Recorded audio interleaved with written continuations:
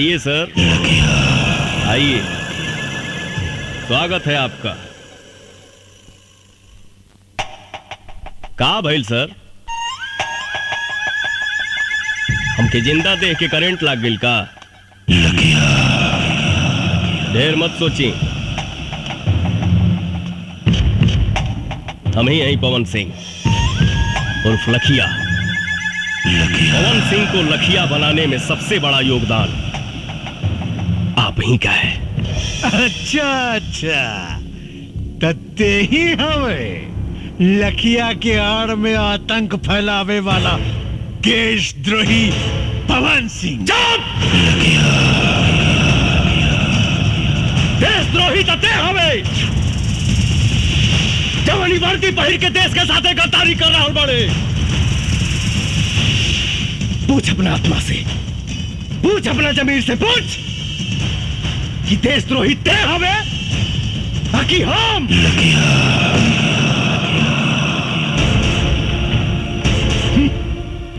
रस्सी जल गई मगर ऐठन ना गई। अगर तोरा भोला यादव के भड़ुआ गिरी ही करे के रहे तई वर्दी उतार के करते। पवन सिंह चिल्लाओ मत, वरना सारा कहानी 1 सेकंड में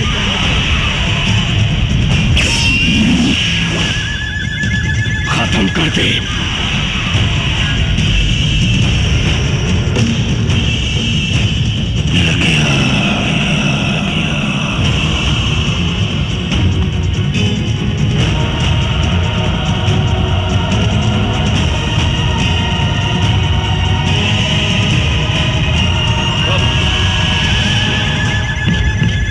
साला खाकी पहिर के गांधी जी के अपमान कर रहा बड़े, और ये साला खाकी पहिर के पुलिस के अपमान कर रहा बा। पवन सिंह, ये बंदर लेखा गुलाटी मारल बंद कर और अपना आदमी से कहा कि हथियार फेंक दे, नहीं तो तू सब लगन के मौत आज सुनिश्चित बा।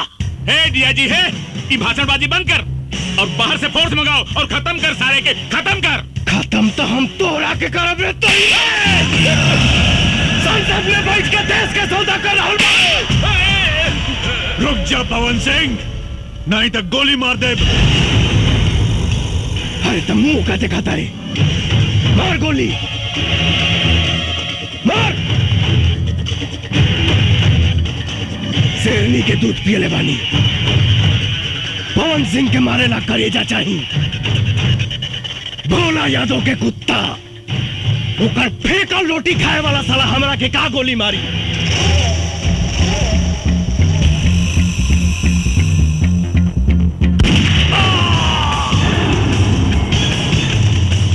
पवन सिंह, ये तुम ठीक नहीं कर रहे हो।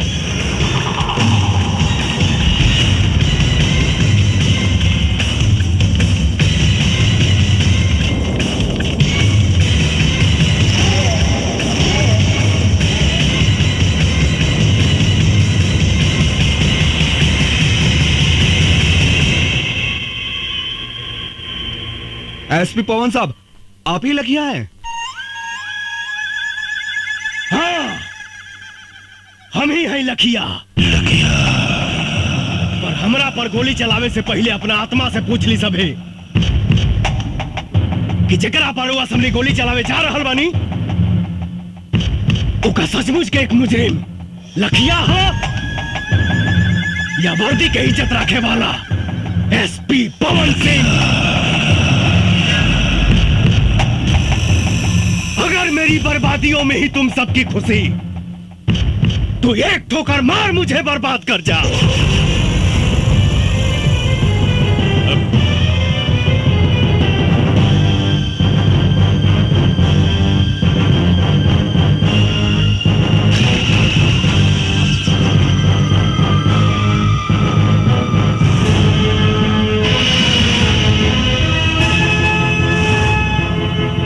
सर, हमने आपके जैसा ईमानदार पुलिस ऑफिसर नहीं देखा सर।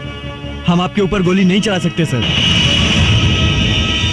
सर, अगर आप जैसे पुलिस ऑफिसर पर गोली चलाऊंगा तो घर जाके अपने बच्चों को क्या जवाब दूंगा? आप पर गोली चली तो हिंदुस्तान में भ्रष्टाचार और आतंक खत्म कर देने वाला आप जैसा ऑफिसर बनने की कोई भी हिम्मत नहीं करेगा सर। बंद करो ये बकवास। It's my order, shoot him. Sorry sir, हमें लखिया को मारने का आदेश मिला है, एसपी पवन सिंह को नहीं।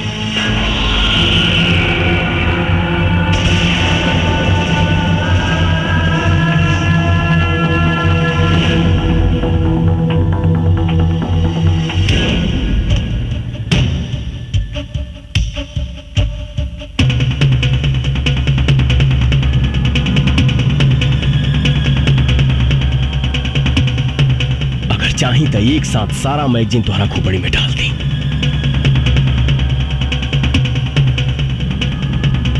लेकिन सर,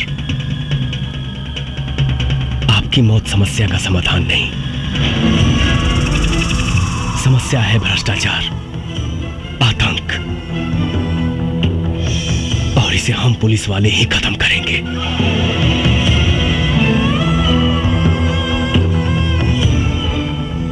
सर, पुलिस की इज्जत को मत मिटाइए, वरना लोगों का पुलिस पर जो बचा खुचा विश्वास है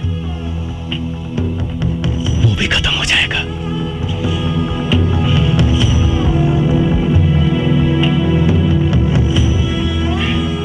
आपकी आने वाली पीढ़ी थूकेगी आप पर। सर, मैं ही अकेला भारत मां का बेटा नहीं हूं, भी उसी मां की कोख से जन्म लिए हैं। फिर आपका खून काला कैसे हो गया सर? बचा लीजिए इस वर्दी की गरिमा को, प्लीज। बस बस,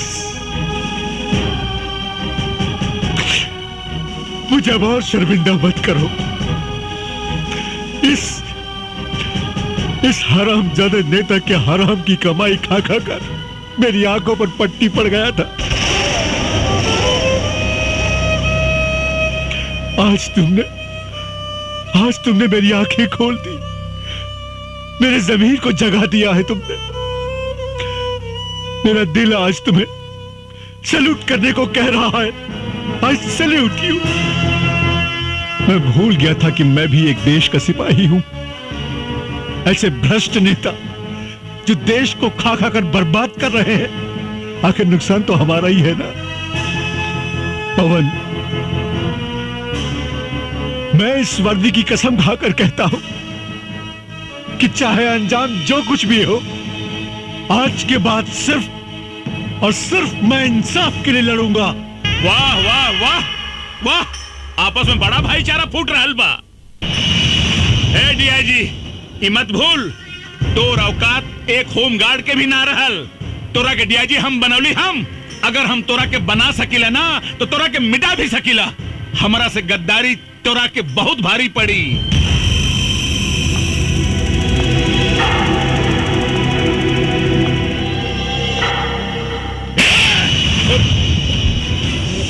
अंजाम की परवाह मऊगा करेले, मर्द ना। ए डीआईजी, ए साला, अरे तू अपने आप के मर्द कब से हो गए ले रे?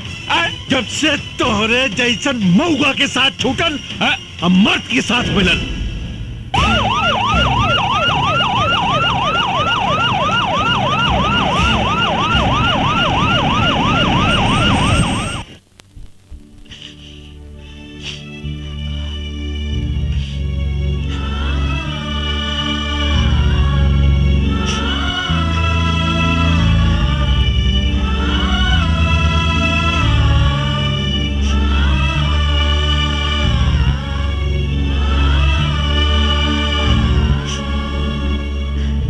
पवन सिंह के पता चलल कि वो कहाँ बाड़े?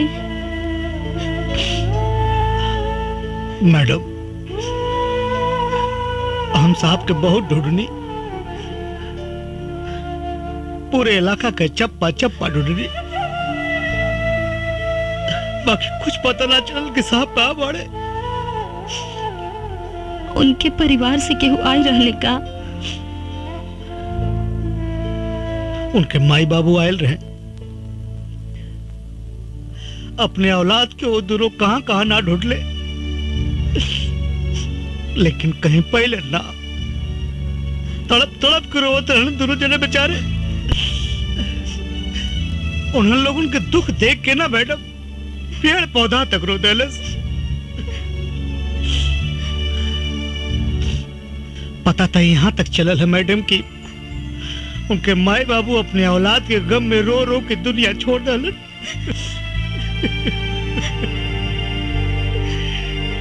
आखिर पवन सिंह गईले कहाँ?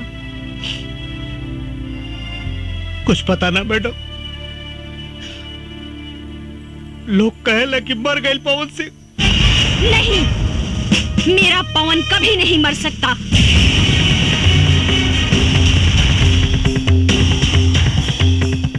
उसका विचार, उसका लक्ष्य आज भी जिंदा है।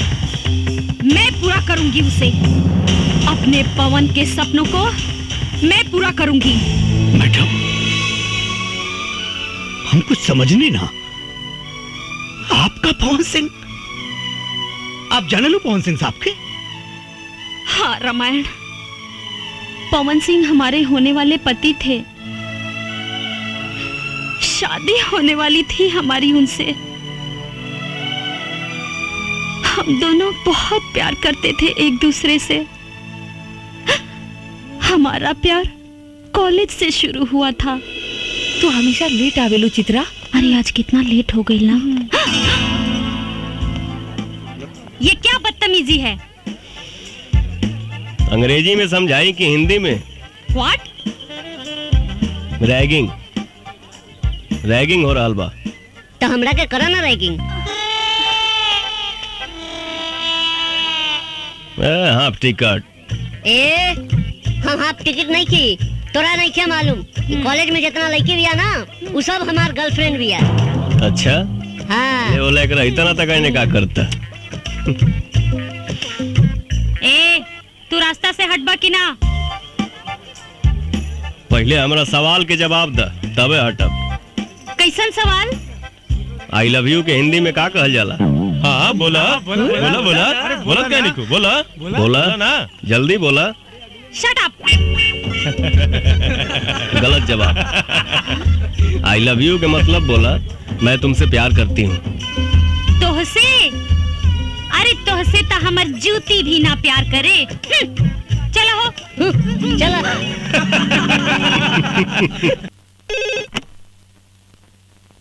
यस सर, गोविंदपुर थाना को नक्सलवादी लूट रहे हैं। आप जल्दी से जल्दी आइए सर, प्लीज।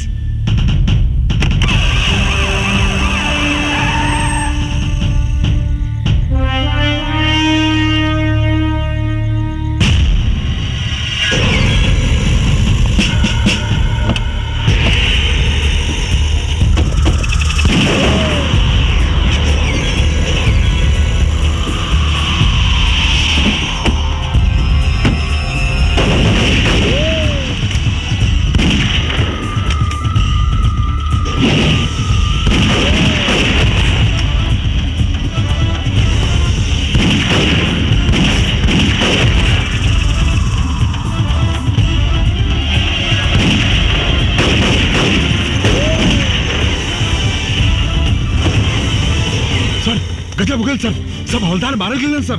सारा हथियार गाड़ी में रख दल। तते मुंह का देखा तारे। पोजीशन ले। हाँ। रामायण जी सर।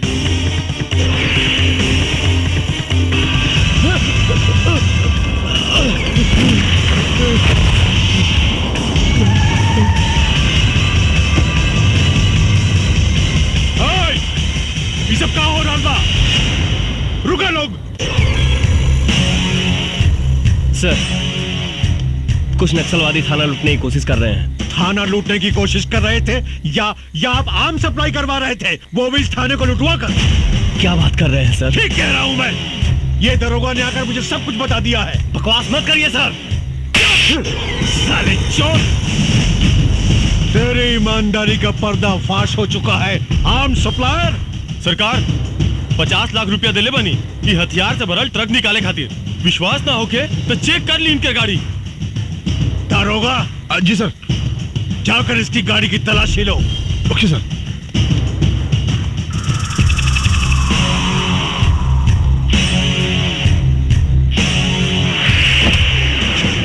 मिल गई बैग। सर ये देखिए, ये है बैग।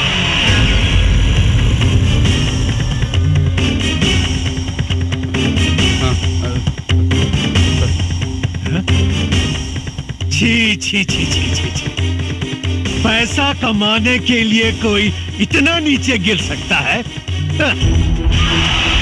दरोगा जी सर। छीन लो इसका आर्म्स।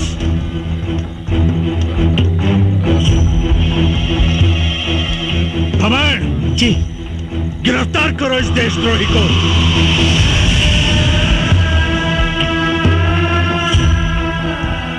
देख क्या रहे हो? जी जी सर। गिरफ्तार करो इस देशद्रोही को।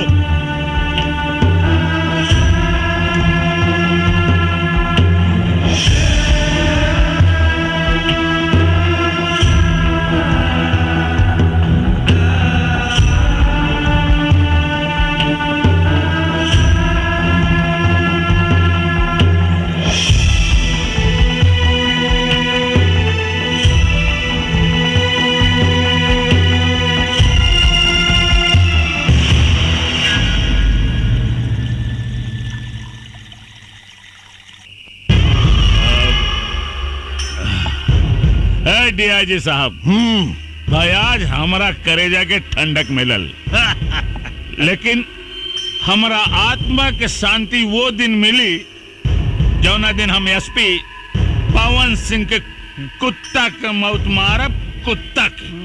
नेताजी, वह दिन जल्दी आ जाई जब एसपी पवन सिंह अपन अपमान के आग में खुद भस्म हो जाई। नेताजी, आज हमारा लोग के बड़ा खुशी के दिन बा। हाँ। ये खुशी में चार तब लगी का? जब कोई जचन वचन हो जाए। हे दरोगा, दारू पिया दारू।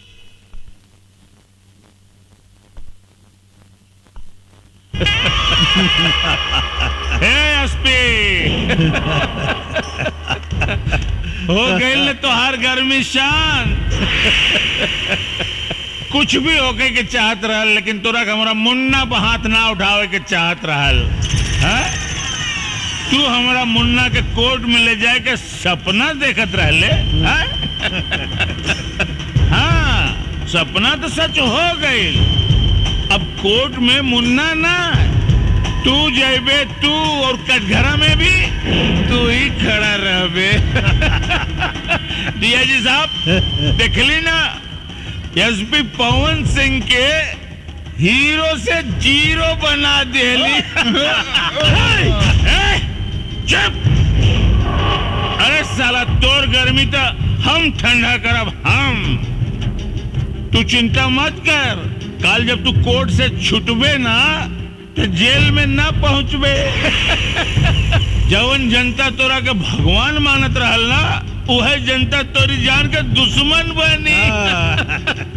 हे एसपी, अब तोर मौत भीड़ में होके, भीड़ में। जाना तारे काहे से कि वो भीड़ में हमरा अपना आदमी रहेंगे, जवन तोरा काम तमाम करी है।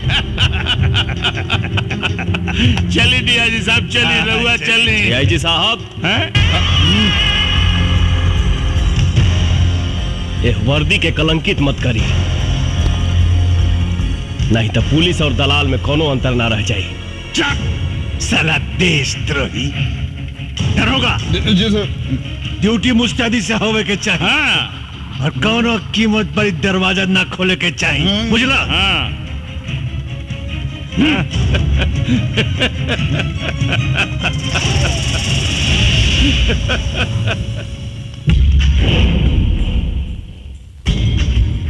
माननीय एसपी साहब, देखी ना पासा कैसे पलट गई।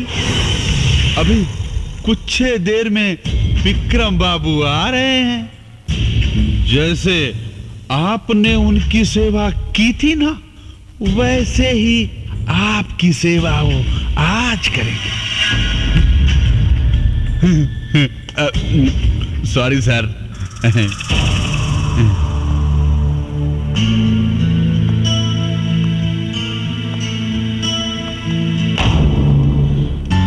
साहब,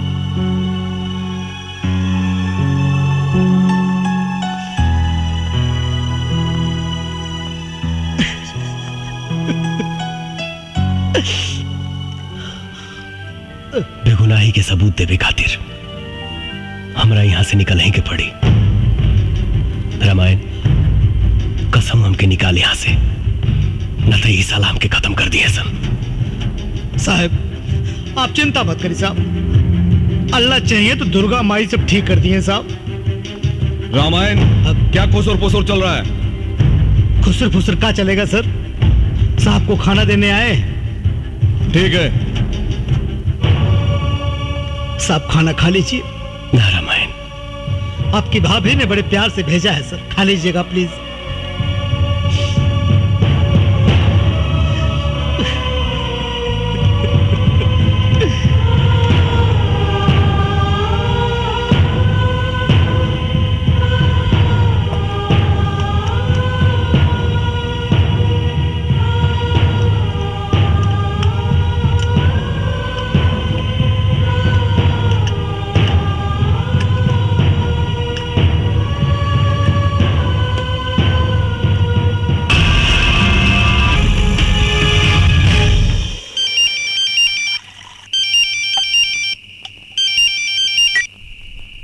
हाँ बेटा विक्रम, अरे एसपी मर आ गई का? अरे मार मार के सारे का हाथ गोड़ तोड़ दी है, छोड़िए मत। अरे क्या मारी बाबूजी? अरे केकरा के मारी? उस साला एसपी तो ताला तोड़ के भागिल बा। भाग गई? हाँ बाबूजी। अरे पीछा कर सारे के, गोली मार दे, बचे के ना चाहिए। हम बढ़िया होता नहीं, हम बढ़िया होता नहीं। हाँ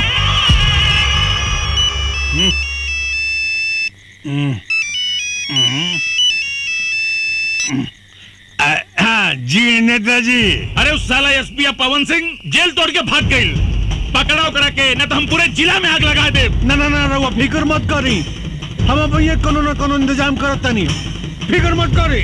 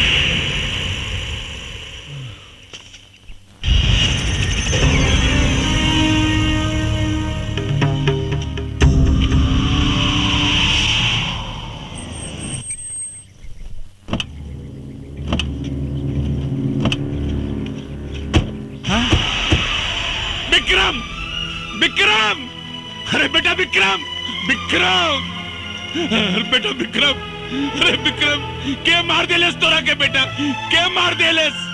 अरे देख विक्रम कोनो मार देलेस रे। अरे विक्रम, जे तोरा के मरले मुका सारे के छोड़ब ना, जान से मार दे सारे के। अरे हमार बेटवा के मार देलेस रे।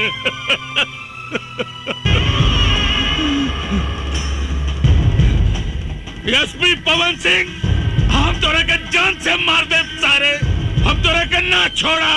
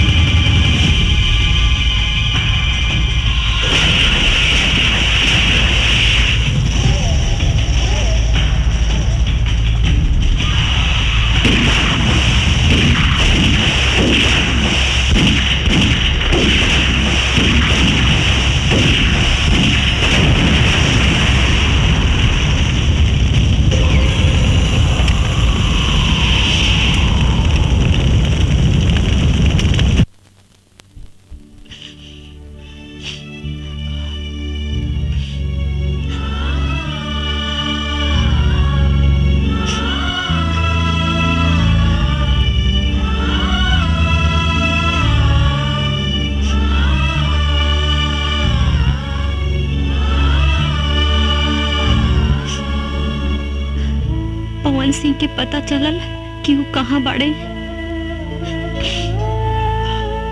मैडम, हम साहब के बहुत ढूंढनी, पूरे इलाका के चप्पा चप्पा ढूंढनी, बाकी कुछ पता ना चल कि साहब कहाँ बाड़े। उनके परिवार से केहू आई रहले का? उनके माई बाबू आयल रहे, अपने औलाद के वो दोनों कहां कहां ना ढूंढ ले, लेकिन कहीं पहले ना। तड़प तड़प कर रोते रहने दोनों जने बेचारे।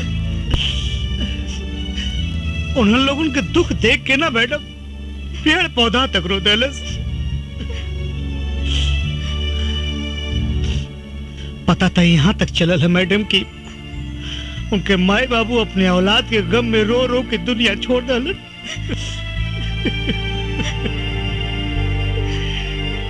आखिर पवन सिंह गईले कहाँ? कुछ पता ना मैडम, लोग कहे कि मर गए पवन सिंह।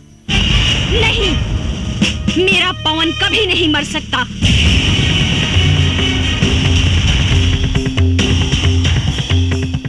उसका विचार, उसका लक्ष्य आज भी जिंदा है। मैं पूरा करूंगी उसे। अपने पवन के सपनों को मैं पूरा करूंगी। मैडम, हम कुछ समझ नहीं ना। आपका पवन सिंह, आप जाने लो पवन सिंह साहब के? हाँ रामायण, पवन सिंह हमारे होने वाले पति थे। शादी होने वाली थी हमारी उनसे। हम दोनों बहुत प्यार करते थे एक दूसरे से। हमारा प्यार कॉलेज से शुरू हुआ था। तू हमेशा लेट आवेलू चित्रा। अरे आज कितना लेट हो गई ना। ये क्या बदतमीजी है? अंग्रेजी में समझाई कि हिंदी में? व्हाट? रैगिंग, रैगिंग हो रहा बा। तो हमरा के करा ना रैगिंग। Half ticket. हम हाफ टिकट नहीं की, तोरा नहीं क्या मालूम कॉलेज में जितना लड़की भी है ना वो सब हमार गर्लफ्रेंड भी है। अच्छा हाँ ये बोला एकरा इतना तक आने का करता। ए तू रास्ता से हटबा कि ना? पहले हमरा सवाल के जवाब द तबे हटब। कैसन सवाल? आई लव यू के हिंदी में का कहल जाला?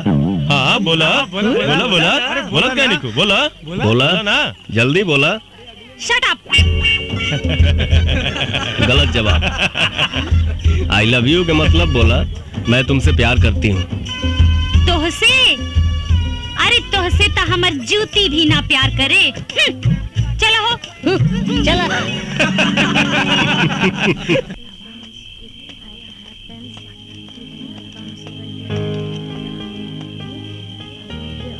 का सोचा तारू चित्रा?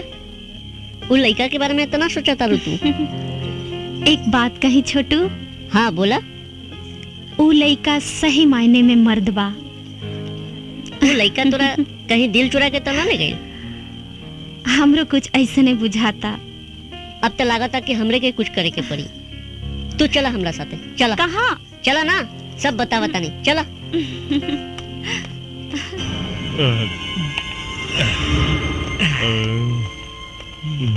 कहाँ ले जाता रहा छोटू? चला ना बता नहीं। इतना रात के इतना सज धज के ई हाफ टिकट के साथे कहवा घूमे जाता चला हो? हटा। छोड़ा रास्ता जाए दो। और ना जाए देव तो। तो ठीक ना होई। ये अपना कॉलेज के लड़की बिया एकरा साथे छेड़खानी ठीक नहीं के। ए मैडम अरे हम बानी नु घबराइया मत।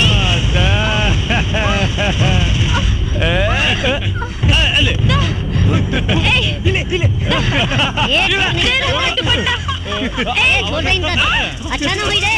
दुपट्टा दे दे रे।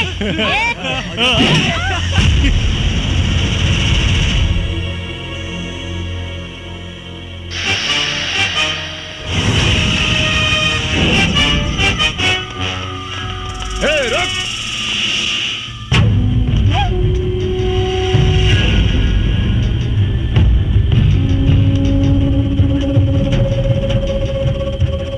कॉलेज में पढ़ाई करे आइल बड़ा लोग पढ़ाई करा जा लड़की बाजी ना।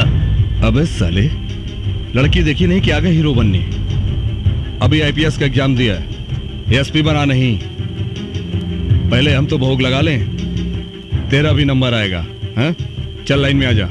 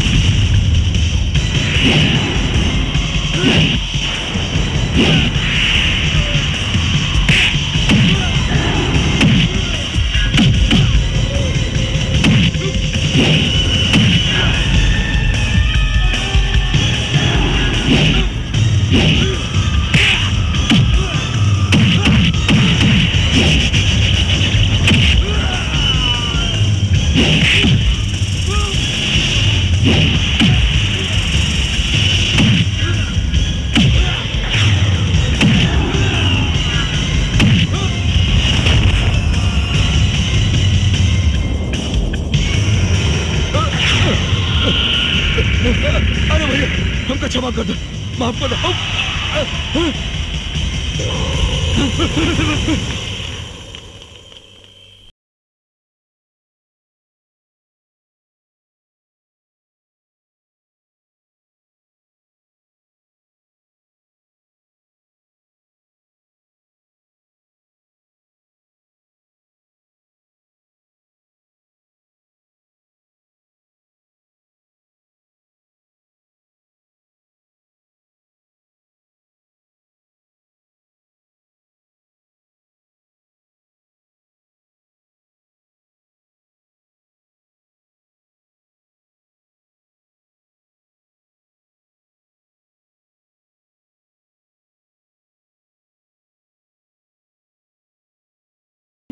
अब तू अपन पढ़ाई पूरा करके वकील बन जा।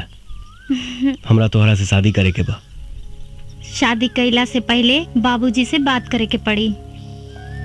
अच्छा जी ठीक बा, बस तोहर पढ़ाई पूरा हो जाए और हम कुछ दिन चार्ज लेके अपन ड्यूटी संभाल ली। ओकरा बाद तो हम तोहरा बाबूजी या माई से हाथ मांगे जरूर आई। मन तो करता कि हम हूँ रउआ साथे चली, लेकिन का करी, समाज के इतना बंधन बा।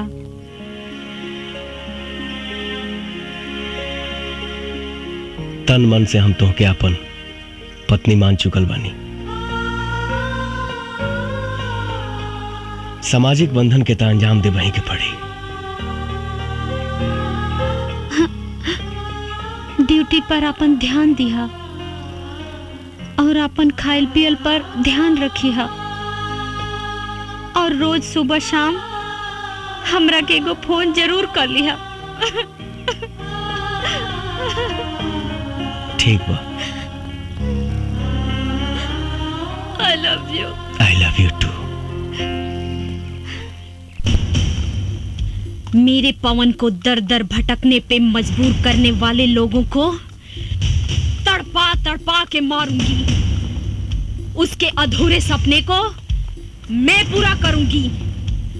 एगो बात बतावा रामायण जी। लखिया के कोनो तस्वीर बा का? ना मैडम, आज ले लखिया की कोई सूरत नहीं के देखलस। मैडम वो तो गरीबन का मसीहा हो, चोरी छिपे हर गरीबन का मदद करेला।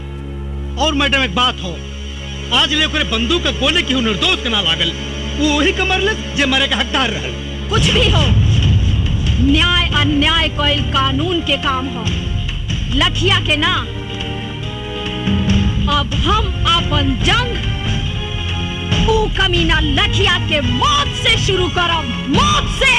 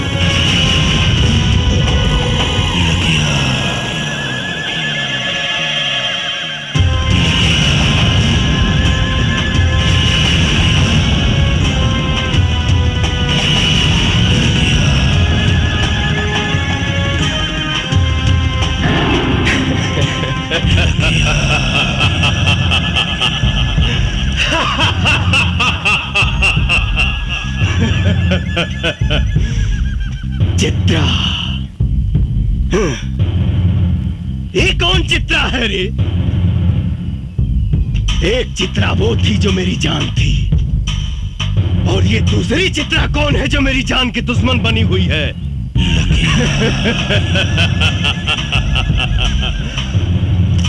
लखिया के मारे वाला भगवान के छोड़ के धरती पर केहू जन्म नहीं खेले ले।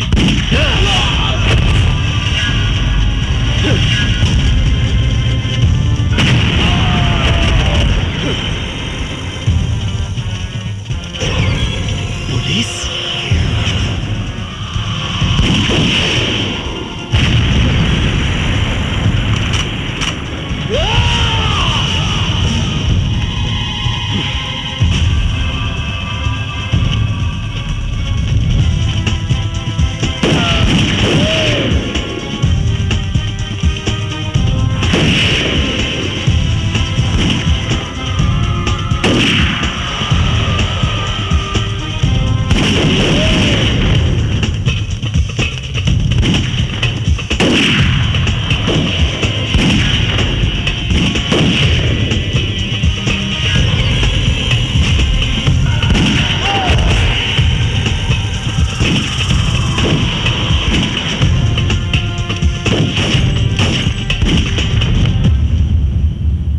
मैडम, लखिया के अड्डे पे जो पुलिस ने छापा मारा है उसके बारे में कुछ बताना चाहेंगे आप? जो काम 5 सालों में नहीं हुआ, हमारी टीम ने उसे 5 दिनों में कर दिखाया। लखिया का अड्डा खत्म हो चुका है, वो बहुत ही कमजोर पड़ चुका है। बहुत जल्द ही वो पकड़ा भी जाएगा। हमने दूसरा अटैक उस पे करने का ऐलान भी कर दिया है। या तो वो प्रदेश छोड़ देगा, नहीं तो वो मारा जाएगा।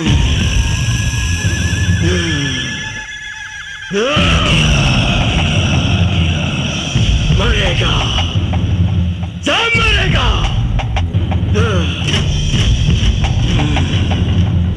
भोला यादव मरेगा, चित्रा मरेगी, डीआईजी मरेगा।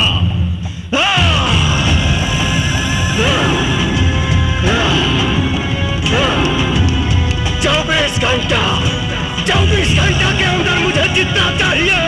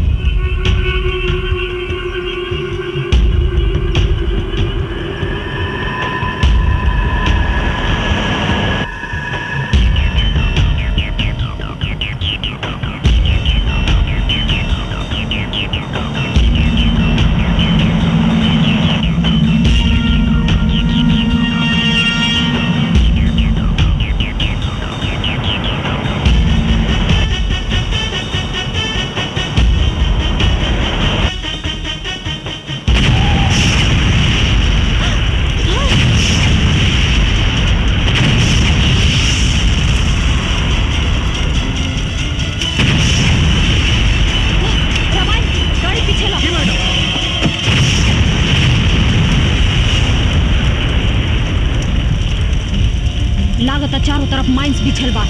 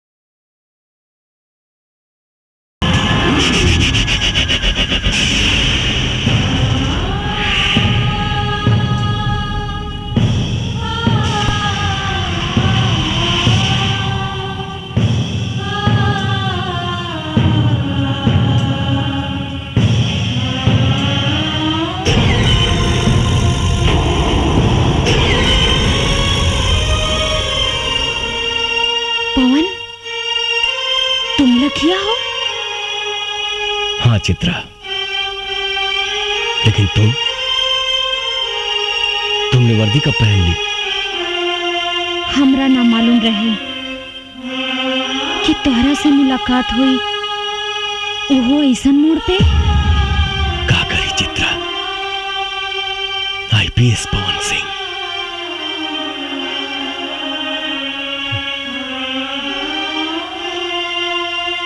हालात हमके नक्सलवादी बना देलस। हमरा भी तो हर अधूरा सपना पूरा करेला वर्दी पहने पे मजबूर होके के पड़ल पवन। लेकिन पवन, कम से कम एक बार तो हमरा बारे में सोचता। अरे कम से कम एक बार हमरा से तू मिले तो आई।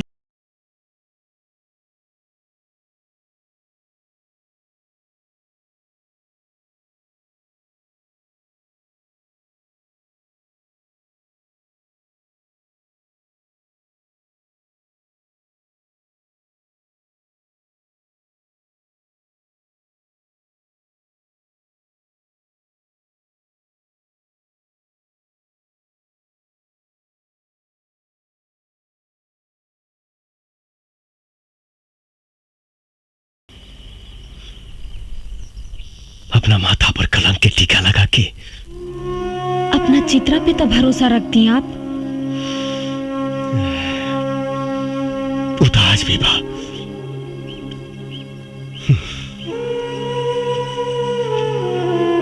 लेकिन सोचा, जौना लेखा के माई बाप अपना लड़का की याद में रो रो के मर गई और वो अभागा अपना माई बाबूजी के चिता में आग तक ना लगा पौलस। हम तोहरा के काम होते गई थी, मर गई एसपी पवन सिंह। नया जन्म भइल बा हमार। लखिया हई हम, लखिया। लेकिन एकर अंजाम? अंजाम के परवाह मौका करेला, मर्द ना। तू हमार हीरो बाड़ा पवन। हम चाहतानी कि तू सरेंडर कर दा। हम तहरा के बेगुनाह साबित करवाई।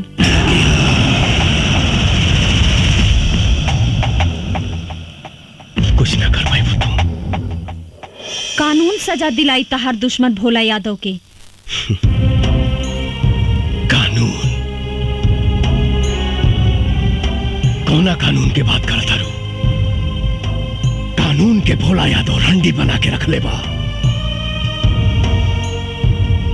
अरे जौना देश में प्रधानमंत्री के हत्यारा के 12 साल बाद सजा मिलल, ओ कानून के बात करता रू? संसद पे आक्रमण करे वाला के दामाद के तरह बैठा के सेवा कही जाता। कसाब जैसन हत्यारा के सुरक्षा में करोड़ों रुपया खर्च हो गई बा। वो कानून का सजा दी भोला यादव के? हमरा तोहरा कानून पे भरोसा नहीं खे। बहुत जल्द भोला यादव जेल के अंदर हुई पवन। तू हमरा ऊपर भरोसा रखा। तू ना समझ पाड़ू चित्रा।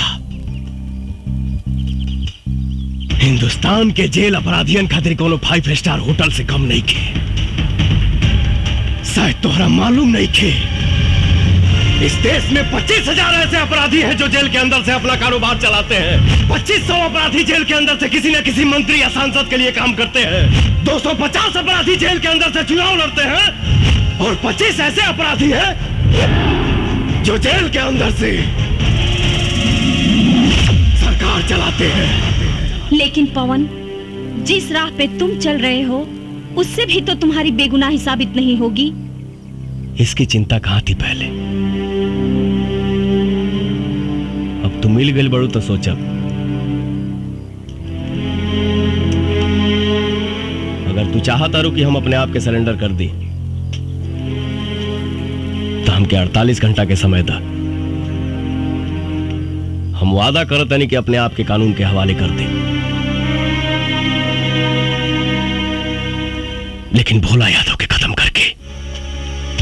ठीक बा पवन, बाकी जाए से पहले तू हमार मांग भर दा। कहे से कि कानून के राह में शायद तू हमार गोली के निशाना बन जा और हम तहार विधवा बन के जियल चाहता नहीं। कैसे तुहार मांग भर दे चित्रा?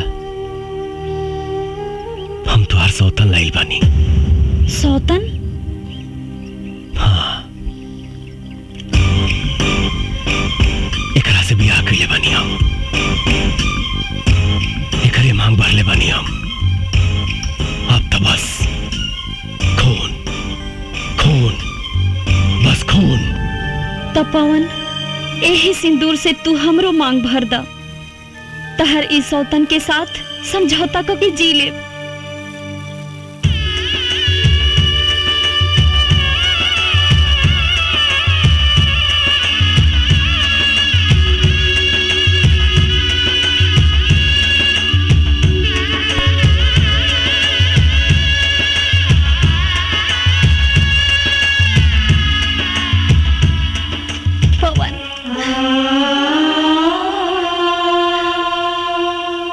एसपी चित्रा, आप जहाँ कहीं भी हो हमें सिग्नल दें। पुलिस चारों तरफ से जंगल को घेर चुकी है। आप हमें सुन रही है तो सिग्नल दीजिए। बहुत देर से देखत बानी तोहन का प्रेम लीला। अब पुलिस आ गई बा। तोहन के कहानी खत्म। ए चित्रा, तनिक भी चालाकी के लेकर कोशिश कैली तो तोहन के लव स्टोरी का द एंड यही हो जाई।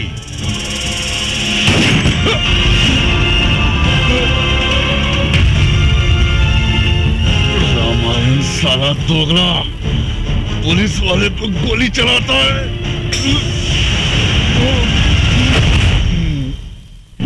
क्या करें दरोगा साहब, हम तो जन्मजात दोगले हैं, लेकिन एक बात याद रखिएगा, रामार सिंह अब्दुल सब कुछ कर सकता है, देश के साथ गद्दारी नहीं। और तुम साले गद्दार हो।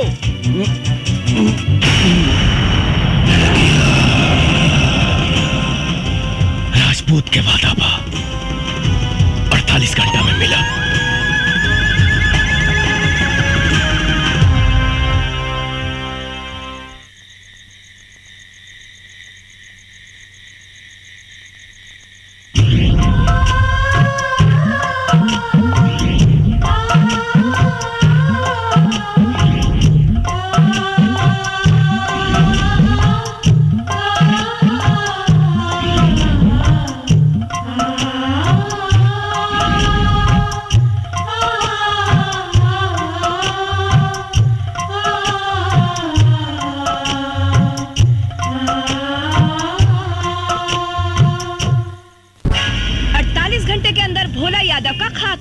एसपी चित्रा का दावा कि 48 घंटे के अंदर लखिया को जिंदा गिरफ्तार करेंगी, लेकिन लोगों का कहना है कि लखिया ने आज तक किसी बेगुनाह को नहीं मारा।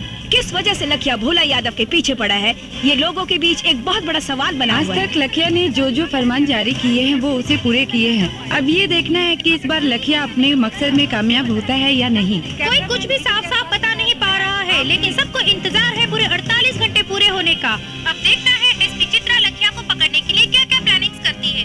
क्या एसपी चित्रा से किसे पकड़ पाएगी या नहीं? क्या लखिया अपने मकसद में कामयाब होगी? टीवी पर अखबारों में आपको अपना फोटो देखकर बहुत अच्छा लग रहा होगा ना। क्या जरूरत थी लखिया को उंगली करने की? अरे कोनो काम करने से पहले ओकर रणनीति बनावे के पड़ेला। रणनीति बना बना के 5 साल बीत गए। लखिया के एगो तस्वीर भी निकाल पाओ नहीं रहो लोग। अरे हम तो कम से कम इतना तो कह दिहनी कि वो आत्मसमर्पण करे के ऐलान कर दिहलस। लेकिन भोला यादव के जान से मारे के धमकी भी दे ले बा। जी मंत्री जी, जल्दी हमारे बंगले पास जाओ। जी सर, मैं अभी आता हूँ।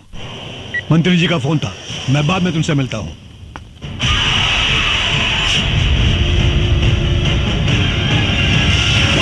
नेताजी शहर के पूरे दीवार पर लिखा गईल बा और पर्चा भी बटा गईल बा। 48 घंटा के अंदर लखिया रउआ के खत्म कर दी और फिर पुलिस में आत्मसमर्पण करी। हमारा बहुत डर लागत बा। घंटा उखाड़ी लखिया साला हमार। अरे उस साला के तो हम ऊ हाल करब कि जिंदगी में कभी सोचले भी ना होई। ओकर सारे का हाथ पैर काट के ओकरे पछवाड़े में बांस घुसेड़ दे। ओकर सारे के जियल मुहाल हो जाई।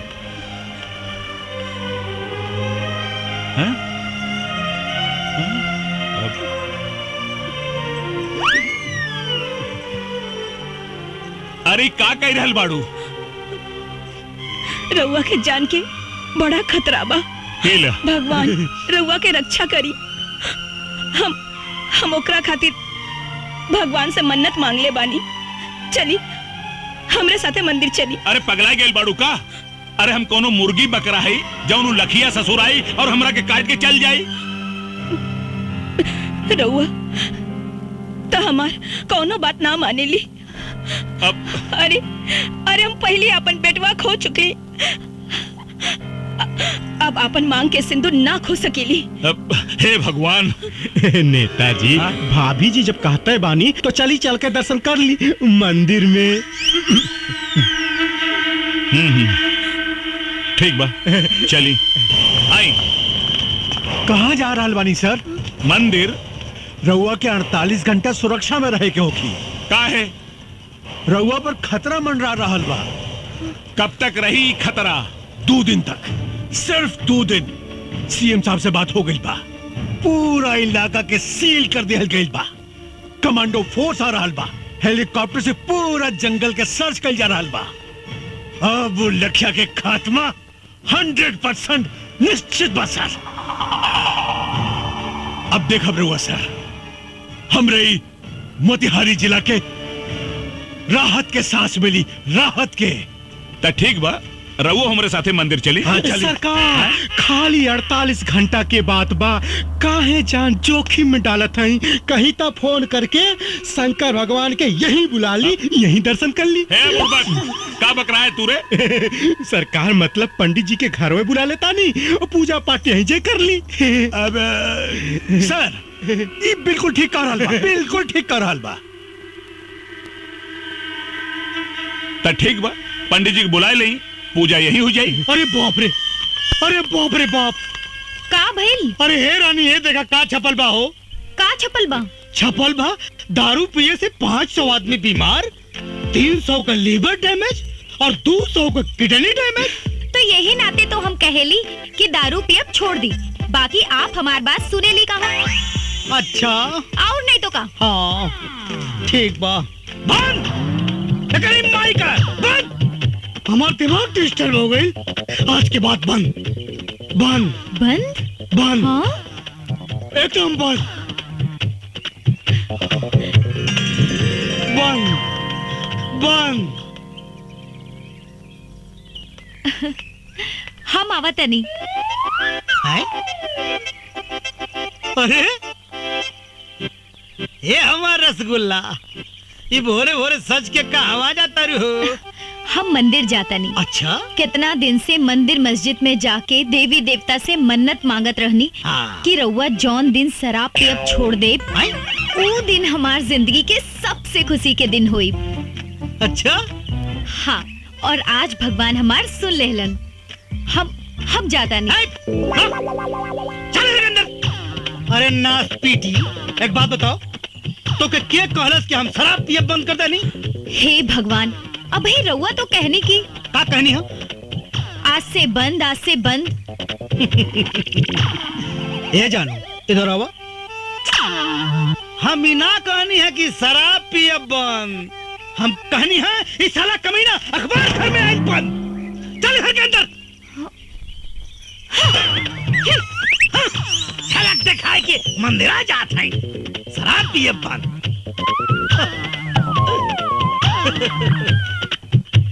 जियल अगर जरूरी बा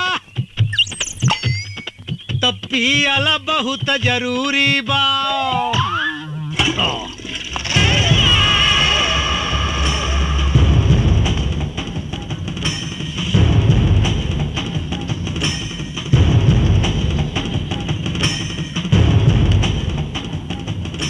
चित्रा सिंह जी, तोहरी नादानी की वजह से आज हमने की दिन देखे के पड़ रहल बा।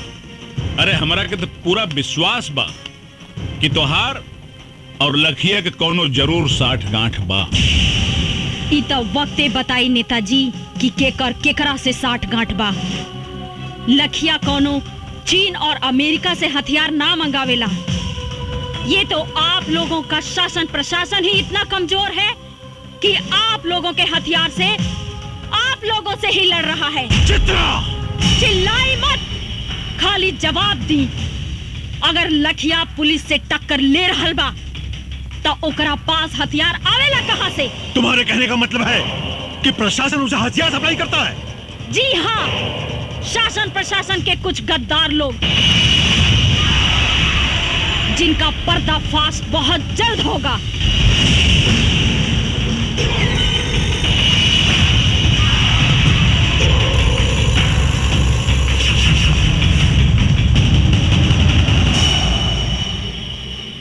बियाजी साहब, यह औरत बहुत खतरनाक साबित हो सकेले।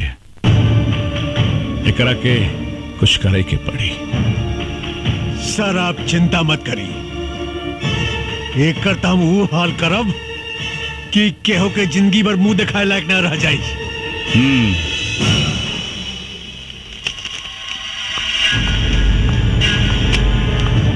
एक मंत्री से बात करने की तमीज नहीं है तुमको उनके औकात का पता नहीं है।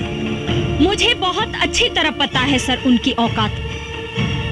जान पे आई तो चूहे की तरह बिल में घुसकर बैठ गए। यही है उनकी औकात।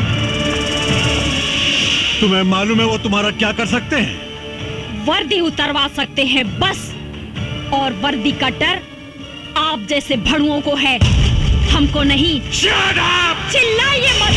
आप जैसे जैसे गद्दार पुलिस ऑफिसर की वजह से पनपता है ये आतंक, होती है अराजकता।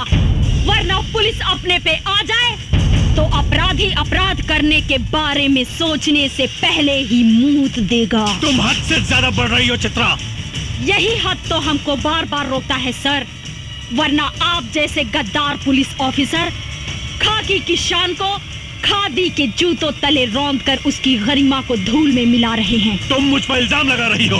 बिल्कुल सर, जब कोई पुलिस ऑफिसर ईमानदारी से काम करता है, अपने काम को अंजाम देता है, तो नेताओं के एक इशारे पे आप लोग या तो उसका ट्रांसफर करवा देते हैं और नहीं तो उसकी वर्दी उतरवाकर खोटी पर टंगवा देते हैं।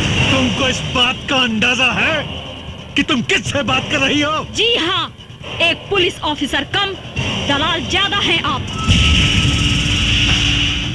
उतरवा दूंगा तुम्हारी मैं वर्दी चित्रा। आप क्या उतरवाएंगे वर्दी को? अरे भाड़ में जाए ऐसी वर्दी जिसे पहनकर घुटन महसूस होती हो। इंतजार कीजिए, 48 घंटे में ये वर्दी आपके सामने होगी। लेकिन इसी 48 घंटे में मैं आपको दिखाऊंगी कि वर्दी की ताकत क्या होती है। लखिया को जिंदा मैं पकड़ कर लाऊंगी, ये मेरा वादा है। असली बाप के औलाद हैं तो भोला यादव को बचा कर दिखाओ।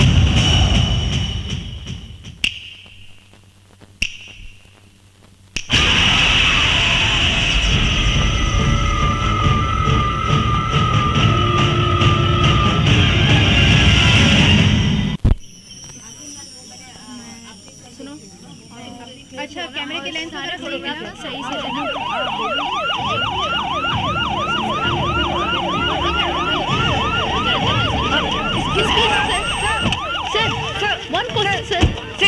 साहब, आप भोला यादव की सुरक्षा के लिए क्या व्यवस्था किए हैं? भोला यादव की सुरक्षा पूरी तरह से हो रही है। परिंदा पर भी नहीं मार सकता। लेकिन कब तक?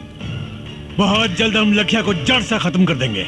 हमारी पूरी पुलिस फोर्स लखिया को युद्ध स्तर पर ढूंढ रही है। आप लोग चिंता मत कीजिए, बहुत जल्द हम आप लोगों को एक गुड न्यूज देने वाले हैं। लखिया का खात्मा तो होकर रहेगा, मैं उसे खत्म कर दूंगा। एक्सक्यूज मी सर। एसपी चित्रा सिंह जी, कहाँ बा लखिया? लखिया तो जंगल में छिपल बा, फिर तू यहाँ का कर रहल बाड़ू है? बतावे आइल बनी कि मुस्तैद रहिया, बड़ा ही खतरनाक खिलाड़ी बा लखिया। आंख से सुरमा निकाल लेवेला और आंख के पता भी ना चलेला। लखिया के खाल खिंचवा के ओकरा में भूसा भरवा दे। तू हमरा के चीन्हे लो ना। ये तो वक्ते बताई कि केकरा के खाल खिंचवाई। तहरा बात में तो लखिया के प्रति बड़ा हमदर्दी दिखाई देता है। ई राउर आंख के दोष बा, राउर नजर खराब हो गई बा, चश्मा लगवा ली। तभी से बात करा। और एक बात याद रखा, 2 घंटा बचल बा तारा के लखिया के गिरफ्तार करे में। अगर तू गिरफ्तार ना कैलू तो तोहार भी हम हुए हाल करब। जवन एसपी पवन सिंह के कैनी यही ना? चुप काहे हो गई नी? वर्दी के ताकत और वर्दी के औकात आपका जाने नी, हम जाने नी। डीआईजी साहब, जौना लखिया के रउआ लोग एगो तस्वीर तक हासिल ना कर पौनी, आज हम ओकरा साक्षात गिरफ्तार करके ले आइल बनी। कहाँ बा लखिया? तारा जेब में ना, राउर बाप भोला यादव के स्वागत में बा। चल के देख ली।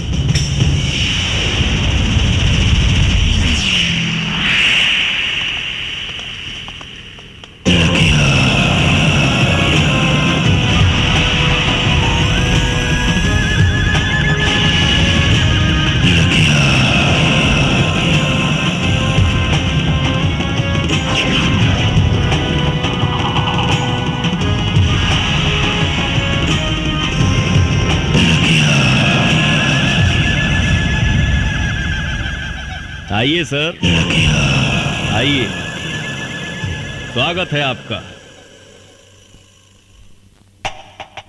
का भइल सर? हमके जिंदा देख के करंट लाग गिल का? ढेर मत सोची,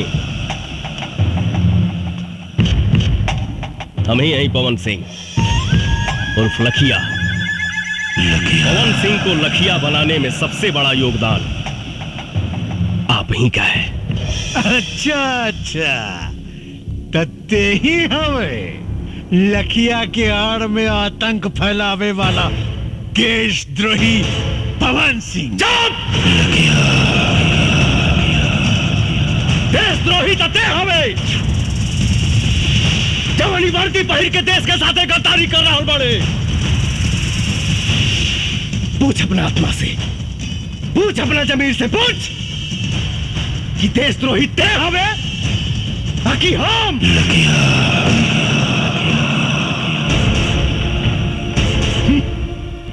रस्सी जल गई मगर ऐठन ना गई। अगर तोरा भोला यादव के भड़ुआ गिरी ही करे के रहे तई वर्दी उतार के करते। पवन सिंह चिल्लाओ मत, वरना सारा कहानी 1 सेकंड में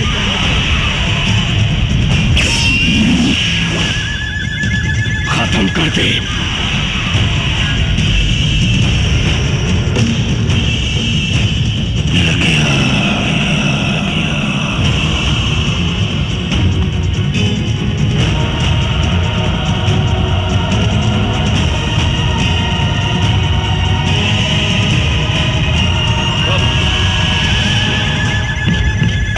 साला खाकी पहिर के गांधी जी के अपमान कर रहा बड़े, और ये साला खाकी पहिर के पुलिस के अपमान कर रहा बा। पवन सिंह, ये बंदर लेखा गुलाटी मारल बंद कर और अपना आदमी से क्या कि हथियार फेंक दे, नहीं तो तू सब लगन के मौत आज सुनिश्चित बा।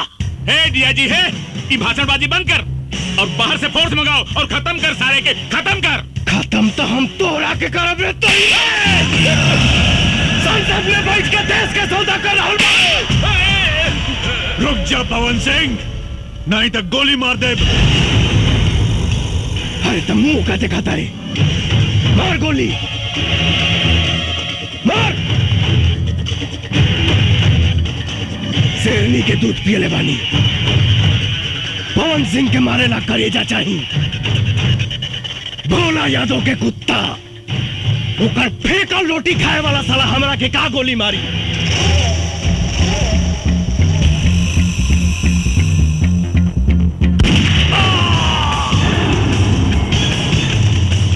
पवन सिंह, ये तुम ठीक नहीं कर रहे हो।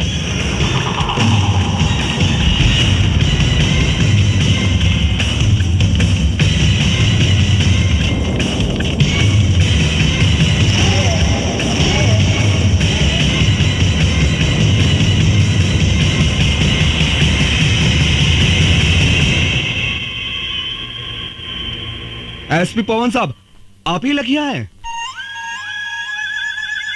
हाँ, हम ही हैं लखिया। पर हमरा पर गोली चलावे से पहले अपना आत्मा से पूछ ली सभे कि जकरा पर वो असम्बली गोली चलावे जा रहल बानी ओका सचमुच के एक मुजरिम लखिया हो या वर्दी के इज्जत रखे वाला एसपी पवन सिंह। अगर मेरी बर्बादियों में ही तुम सबकी खुशी, तो एक ठोकर मार मुझे बर्बाद कर जा।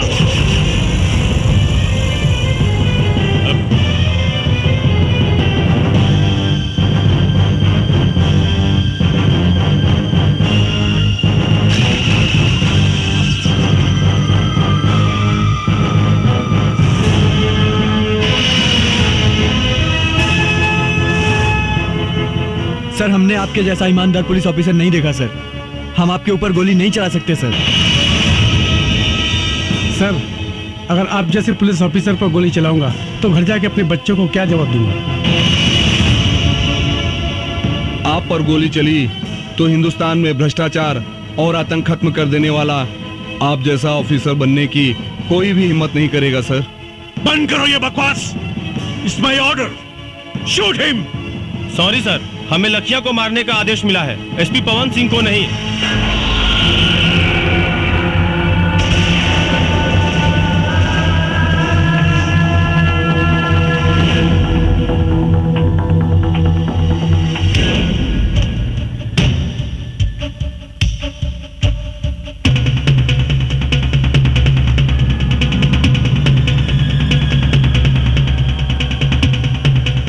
चाही तो एक साथ सारा मैगजीन तुम्हारा खोपड़ी में डाल दी।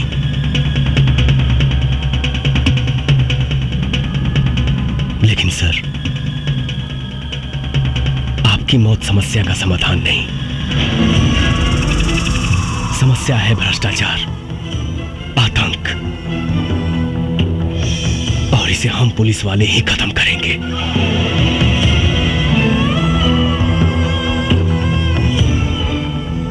सर, पुलिस की इज्जत को मत मिटाइए,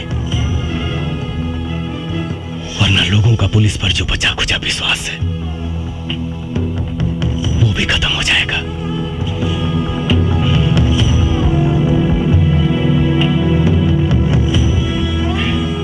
आपकी आने वाली पीढ़ी थूकेगी आप पर। सर, मैं ही अकेला भारत मां का बेटा नहीं हूं, भी उसी मां की कोख से जन्म लिए हैं। फिर आपका खून काला कैसे हो गया सर? बचा लीजिए इस वर्दी की गरिमा को, प्लीज। बस बस, मुझे अब और शर्मिंदा मत करो। इस हरामजादे नेता के हराम की कमाई खा खा कर मेरी आंखों पर पट्टी पड़ गया था। आज तुमने मेरी आंखें खोल दी, मेरे ज़मीर को जगा दिया है तुमने। मेरा दिल आज तुम्हें सैल्यूट करने को कह रहा है। आज सैल्यूट यू। मैं भूल गया था कि मैं भी एक देश का सिपाही हूं। ऐसे भ्रष्ट नेता जो देश को खा खा कर बर्बाद कर रहे हैं, आखिर नुकसान तो हमारा ही है ना। पवन, मैं इस वर्दी की कसम खाकर कहता हूं कि चाहे अंजाम जो कुछ भी हो, आज के बाद सिर्फ और सिर्फ मैं इंसाफ के लिए लड़ूंगा। वाह वाह वाह वाह, आपस में बड़ा भाईचारा फूट रहा बा। ए डीआईजी, मत भूल, तोर औकात एक होम गार्ड के भी ना रहल। तोरा के डीआईजी हम बनौली हम। अगर हम तोरा के बना सकीला ना तो तोरा के मिटा भी सकीला। हमारा से गद्दारी तोरा के बहुत भारी पड़ी।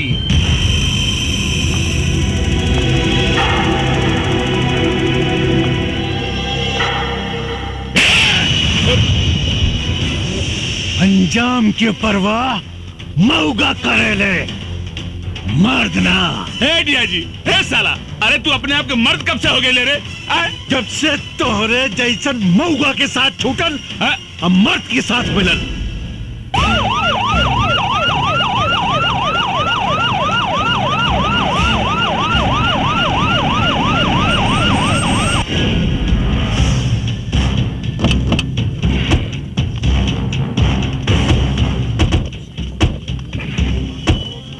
पवन, बहुत अच्छा हो गई। सीएम साहब खुद आ गए। आज पूरा देश लाइव देखी कि देश के भ्रष्ट नेता कैसे देश के सौदा करेले।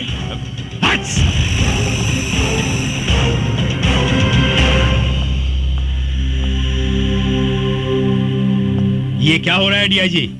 भोला यादव सुरक्षित तो हैं?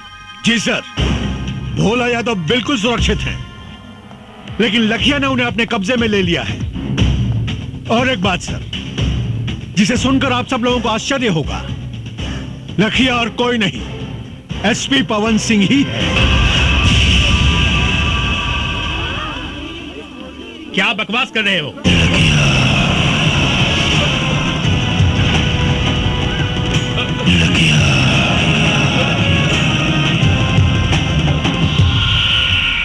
बकवास ना सीएम साहब, ये सच्चाई है।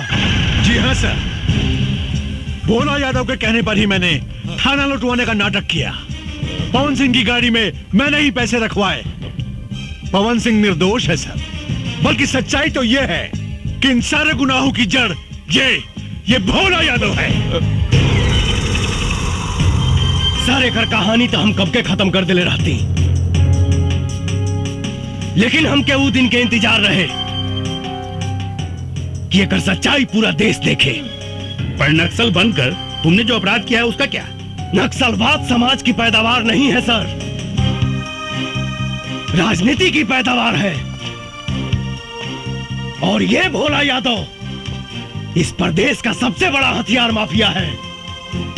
मेरे पास हथियार आया कहां से? 5 साल तक लड़ाई लड़ता रहा, सिर्फ यहां के नेताओं से हथियार खरीद कर। झूठ बोल रहा है सीएम साहब, ये हमको फंसाना चाहता है। अरे भगोड़ा है, जेल तोड़ के भागा हुआ है।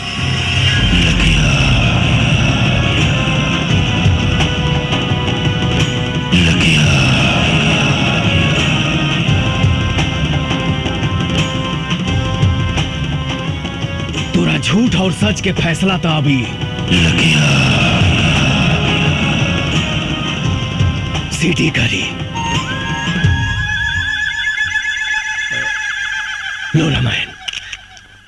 पवन, तुम अपने आप को कानून के हवाले कर दो और भोला यादव को छोड़ दो। मैं तुम्हें पूरा विश्वास दिलाता हूं, कानून तुम्हारे साथ इंसाफ जरूर करेगा।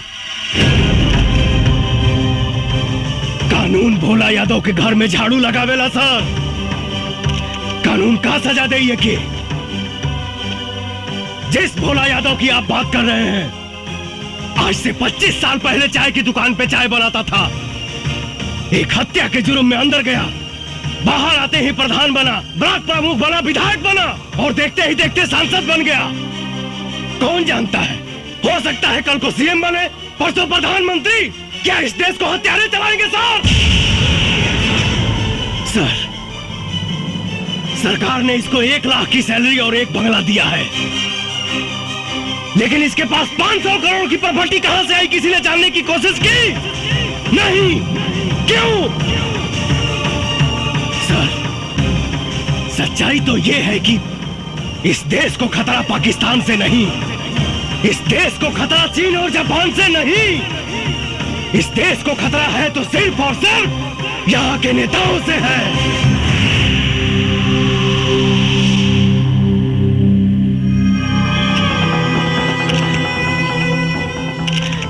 सर, मैं निर्दोष हूं, कचरा साफ करने आया था, लेकिन इन लोगों ने मुझे मजबूत करने के बजाय मेरा हाथ ही काट दिया। बचा लीजिए सर, इस देश को अंधकार की ओर जाने से बचा लीजिए।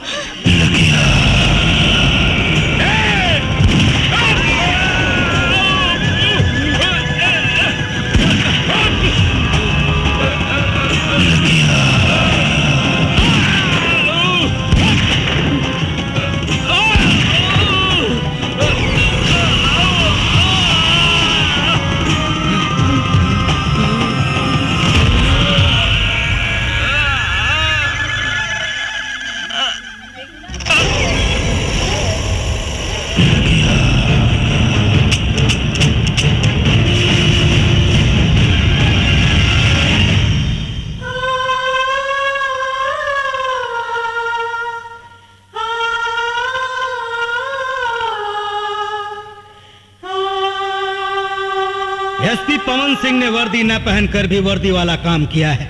उन्होंने जो कुछ भी किया वो देश और समाज के हित में था। इसलिए अदालत एसपी पवन सिंह की वर्दी ससम्मान वापस करने का हुक्म देती है। इस देश को ऐसे सच्चे और ईमानदार पुलिस ऑफिसर की सख्त जरूरत है।